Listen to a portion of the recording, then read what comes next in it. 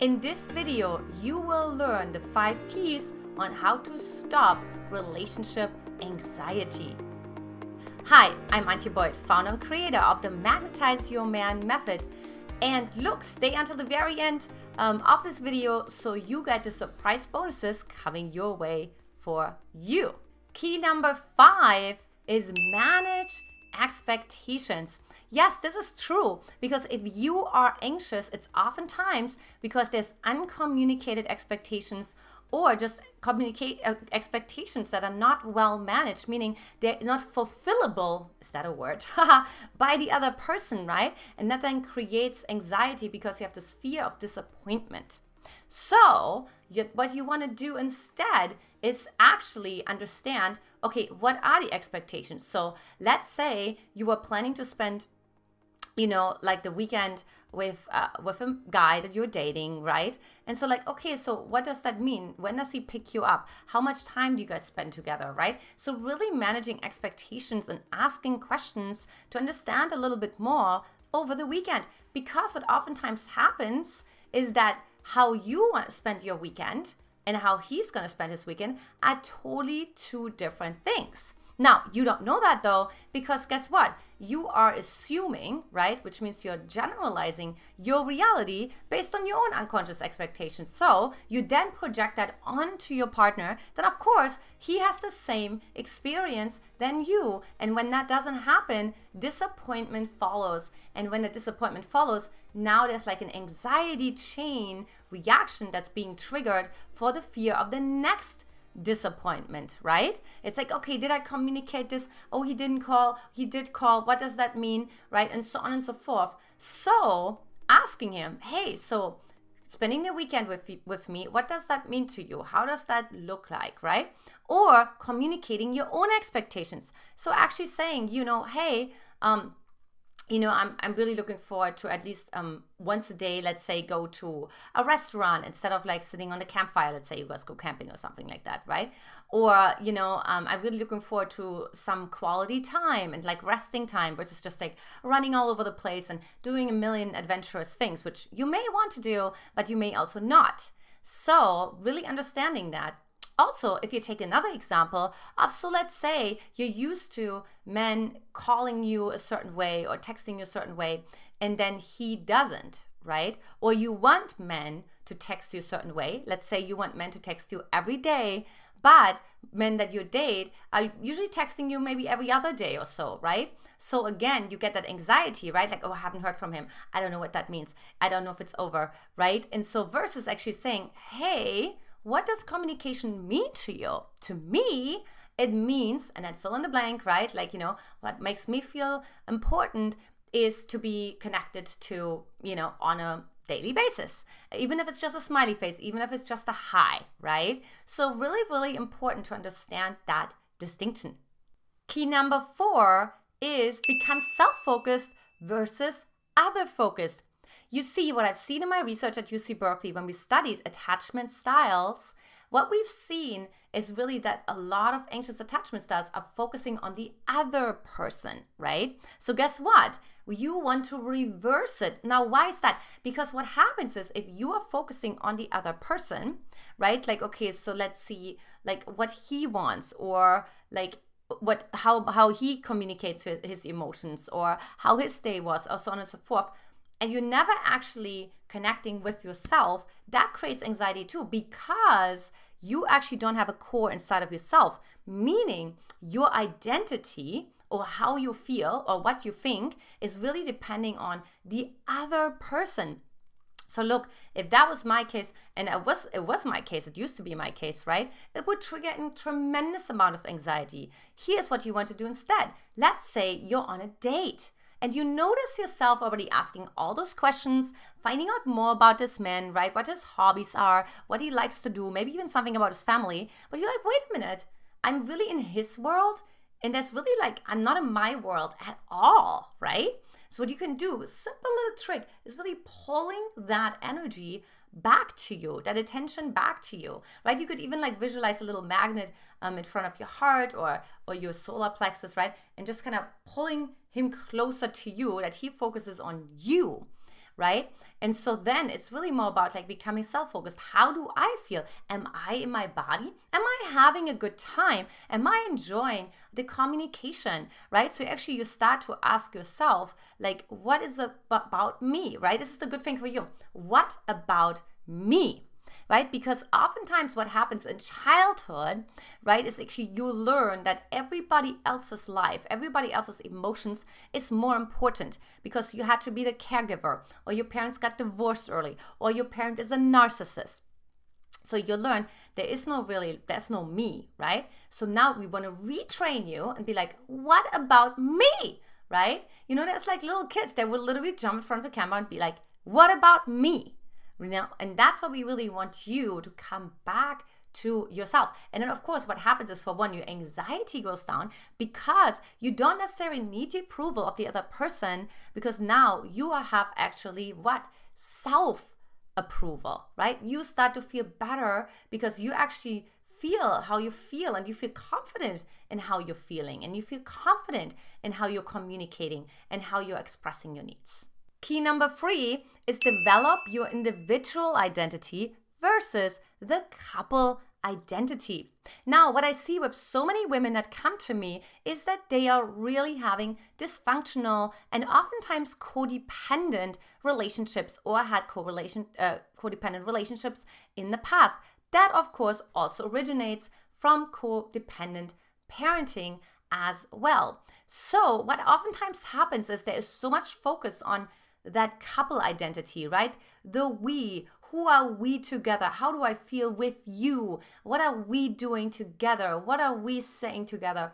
Like, where are we going? So there's a lot of like we, and there's not a lot of me, right? Like, what about me? What about I? And so what oftentimes happens, especially when relationships become stale, when the other person develops anxiety, is because there is such a heavy emphasis and focus on the couple identity, right? And then, hold on a second, if I take the couple identity away, there's nothing left, like nada, zero, right? Instead, you actually want to make sure that you're just as full in the individual identity. You see, there's parts inside of ourselves that are incredibly helpful and supportive in a couple identity. And there's parts that can only really fully be nourished in the individual identity, right? So hold on a second. What does that mean? So how you nourish your individual identity is actually spending some time by yourself, doing what you want to do. Quick story. A couple years ago, 10 years to be exact, I was dating this guy, and he invited me to go on this sail trip. And it was Sunday, and obviously all the girls were after him and would have like licked all of their 10 fingers to be invited on the sail trip. But I said, here's something really important, right? I know I'm good with the couple identity, but I'm not so good with the individual identity. So I need to make sure that I'm just having just as good of a time by myself in order to never need him, so I can always choose him. And for two, that it's actually authentic, right? You can't really love someone else if you don't love yourself. So I did the unthinkable, and I said for Sunday afternoon that I'm going to spend some Antia quality time, right? And I had a blast. And that afternoon, I really spent on really working on filling myself up. What brings me joy? You know, I actually ended up meeting a girlfriend, and we had a fantastic time. We were walking along the water, and I was just really feeling what it means to be me. Now, needless to say, that increased, of course, tremendously his attraction towards me, because no woman had ever told him that she wants to spend like some quality time by herself, right? Mind you, he has this like really nice sailboat, right? And it's summer and so on and so forth. So, but what that did, right? It brought so much fresh new energy into the relationship, and it also tremendously decreased my anxiety, because somewhere inside of myself, I now knew and felt that I'm okay by myself as well, right? And this is not about like closing up your heart. It's not saying, yeah, I know I don't need men. That's what I've been saying the whole time. That's not what I'm saying, because oftentimes that comes from lack of trust, from control, from protecting yourself.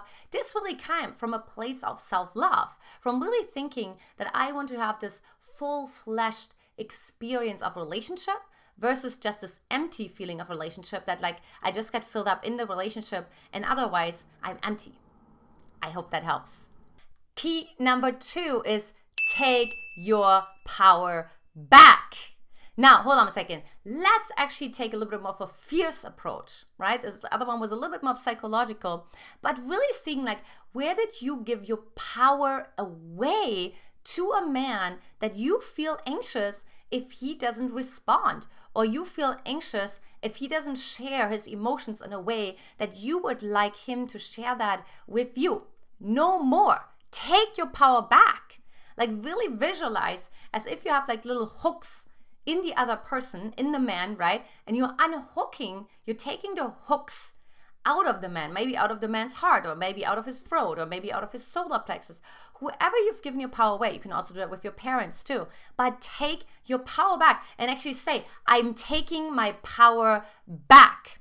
Now, this is going to do a lot of things for you. For one, it will massively increase your sense of self-esteem, and you will also start to respect yourself much more. You see, most women that come to me are very, very liked, but not very respected by men. And this is not because they're not accomplished, because they're actually highly accomplished. You see, it has nothing to do with your career focus and how accomplished you are in that world. It has everything to do, what about your emotional world, right? Do you actually take your power back? Do you actually stand in your truth? Do you actually let your voice be heard? I will give you an example. I had a client who did exactly that, where a man was not holding up to his promise that he said he's gonna contact her at a certain time, and he didn't. And he apologized later, but she actually said, hey, this was not okay. You know what I mean? So she was taking her power back, and he got really, really attracted to that. And wouldn't you think so? They are now dating. And finally, tip number 1 is find out what really lies beneath the anxiety. Now, oftentimes there's a fear of shame, there's a fear of the unknown, there's a fear of tension, there's a fear of disappointment. So really see, hold on a second, instead of feeding into not feeling the anxiety or coping with the anxiety, instead you actually want to connect with the anxiety, right? I always say connection over coping. Because when you cope, you will stay on the surface. You will just perpetuate the pattern. But if you connect, you actually start to feel much more connected to yourself. Hence, you're going to attract men into your life who are much more connected to themselves, and who you then also feel more connected to as well, right? But number 2, you actually get to the real core. So you stop the pattern, right? So if you really see, okay, so I really feel anxiety because I don't feel resourced enough, right? Okay, this is very different than dealing with anxiety, to be honest with you. So because if you are not resourced enough, we got to ask you, okay, where are you not resourced enough, right? Are you physically not resourced enough, meaning you're actually exhausted because you've spent like a super busy week at work, right? Or are you emotionally not resourced enough, right? Because maybe you just didn't get that from your childhood, or you just have certain reactive patterns that we really want to make sure turn into authentic patterns. Or is it more the energetic that sometimes we understand the least about, right? We're just like, I don't know. I just feel like not really resourced. I don't feel like I have a lot of flexibility. I don't feel like I can take on a lot of different perspectives. I'm just really getting sort of stuck in this rigid pattern, right? So really understanding like what is underneath that anxiety, because sometimes it can be something much more simple than you think. And instead of like actually coping with the anxiety, to look like what lies underneath it. Oftentimes, there's also a fear of shame. Now, if that is the case for you, boy, do I have a surprise for you. Of course, check out my videos on shame, of course, but also understand that shame is actually a gift because it really helps you to feel whatever is at the core of yourself. That means there is no defense mechanisms. And when there's no defense mechanisms, you can get to the core out of it. That means also to the core of creation. Yes, you guessed it. Now you can create whatever you want. What do you want to create from this place? You are the most embodied in that moment. If you allow yourself to go there, you're actually the most connected in that moment. You're most raw, most vulnerable, most available. And wouldn't you think so? Guess what? It's actually highly magnetic. It is highly charismatic. So try it out. If you like this video, here is what's next. First, make sure you subscribe to my channel. you comment below, and you share it with a friend. Number 2, make sure you watch my free playlist course on how to actually heal the anxious attachment style inside of yourself. And finally, number 3, take my free Magnetize Your Man personality quiz where you get your individual strategy on how to attract that right man for you. So click that link below or go to magnetizeyourman.com. Ladies, this is it for today. I had so much fun. I'll talk to you next time. Take care.